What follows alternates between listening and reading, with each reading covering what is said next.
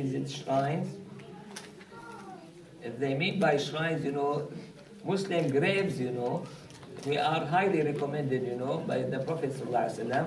He gave us the order, to visit the graves in general, because they are going to be a reminder of us of the hereafter.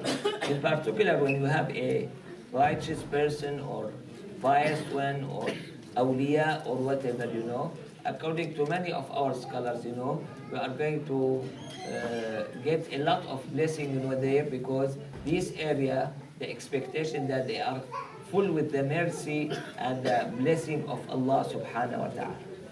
And we have many incidents and many examples of it. To call something haram, we should have a proof about it. I should add, I never been to Pakistan. But I was told, correct me if I'm wrong, that there is some practice, or more than some, many practices there, which doesn't go with our Islamic teaching. And this is completely wrong, and maybe considered even kufr sometimes, So if the question asked about those practices, for sure they are haram, okay? Visiting graves per se, it is part of our tradition, because the Prophet ﷺ used to visit Uhud, those people who were buried, in Uhud, or those in Baqi', okay? He instructed us to visit the graves, and personally, person like me, is going to seek barakah, blessing, of those areas. But to have malpractice, this is not good, okay? To have malpractice, by this you are not hurting yourself only.